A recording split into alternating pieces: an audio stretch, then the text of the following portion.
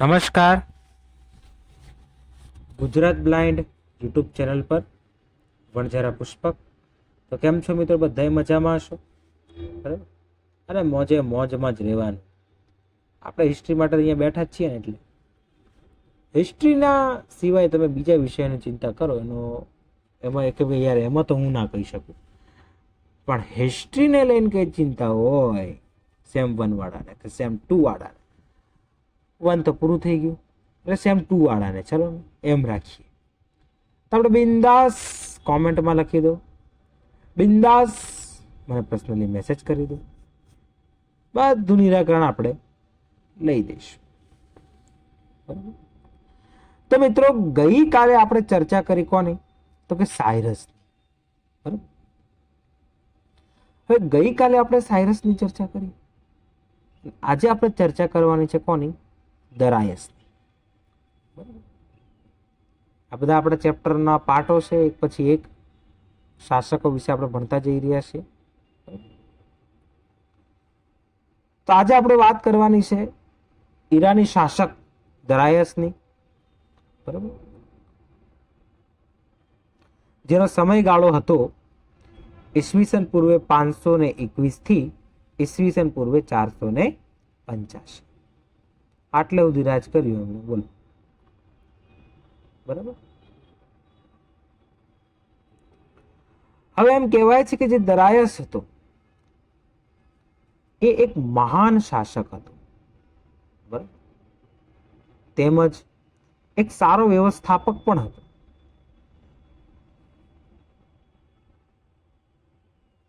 અને એમ કહેવાય છે કે એક સારો લોક કલ્યાણ કરનારો પણ એ હતો.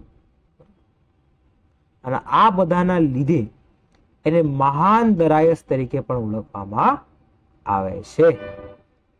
બરાબર? હવે આટલું બધું કરતા હોય તો જ મહાન બને. બાકી અત્યારે કઈક ક્રૂર હતું, અત્યારે સાયરસનું નામ ના આવ્યું, મહાન સાયરસ તરીકે ઓળખવામાં આવે છે? ના ઓળખવામાં આવે, કેમ કે એ બધું કરતો હતો પણ એક મહાન લોક કલ્યાણ કરે હતો નહીં. તમે કલ્યાણ કરો તો મહાન બનો, બાકી હરી ઈચ્છા. બરાબર? હવે આને મહાન દરાયસ તરીકે ઓળખવામાં આવે છે.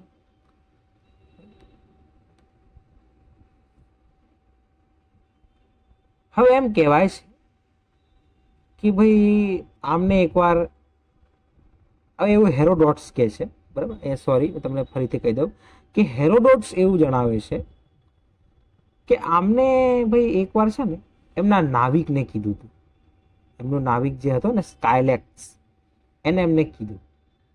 બરાબર? એવું હેરોડોટ્સ કહે છે કે ભાઈ એકવાર જે દરાયસ હતા એમને એમના નાવિકને એવું કીધું, હવે એમના નાવિકનું નામ યાદ રાખજો, સ્કાયલેક્સ. બરાબર? હવે એમને એવું કીધું કે ભાઈ તું જા અને આ સિંધુ નદીનું જે વહેણ છે એના વિશે કંઈક માહિતી લેતો આવ. જેવો સ્કાયલેક્સ એમની પાસે માહિતી લઈને આવ્યો એવો જ એમને સિંધુ પ્રદેશ પર આક્રમણ કર્યો અને પોતાના તાબા હેઠળ લઈ લીધો. પાછળથી તેને ગાંધાર પ્રદેશ પણ પોતાના તાબા હેઠળ લઈ લીધો. હવે પર્સી પોલીસમાંથી, યાદ રાખજો, પર્સી પોલીસમાંથી મળી આવેલા એક શિલાલેખમાં લખેલું છે કે જે દરાયસ હતો એ હિન્દુને પોતાની પ્રજા માનતો હતો. દરાયસ શું માનતો હતો? હિન્દુને પોતાની પ્રજા તરીકે માનતો હતો. સાથે સાથે હેરોડોટ્સ એ પણ જણાવે છે કે વિશાળ ઈરાની સામ્રાજ્યનો આ જે હિન્દ પ્રદેશ છે એ 20મો વિભાગ હતો, એટલે 20મો ભાગ હતો. એટલે વિશાળ જે ઈરાની સામ્રાજ્ય હતો એનો 20મો ભાગ એટલે કે આ હિન્દ પ્રદેશ. અને અહીંના જે લોકો હતા, ખાસ યાદ રાખજો, અહીંના જે લોકો હતા એ ટોટલ ઈરાની પ્રદેશને 1/3 સોનું કર રૂપે ચૂકવતા હતા. એટલે આખા ઈરાની પ્રદેશનો 1/3 સોનું આ લોકો કર તરીકે ચૂકવતા. હવે તમે સ્પષ્ટ ભાષામાં સમજાવું તો 13.5 કરોડનું સોનું આ લોકો કર રૂપે ચૂકવતા હતા દરાયસને. બરાબર.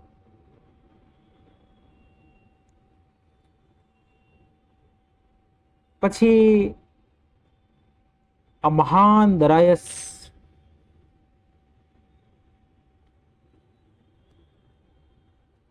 એક ખૂબ સારો એવો કુશળ શાસક હતો મિત્રો.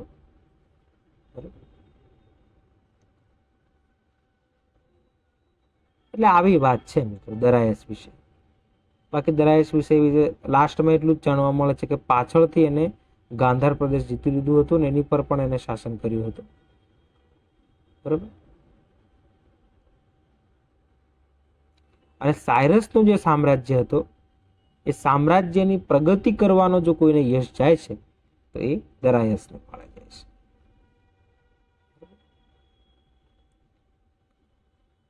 મિત્રો વિડીયો ન જોતા હોય તો રેગ્યુલર જોવાના રાખજો. બરાબર. અને ચેનલને અત્યાર સુધી સબસ્ક્રાઇબ ના કરી હોય તો સબસ્ક્રાઇબ કરી દેજો.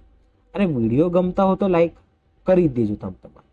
બરાબર. અને જે મિત્રો હિસ્ટ્રી વાળા છે એમને શેર કરી દેજો તો એમને હેલ્પ મળી રહે. બરાબર.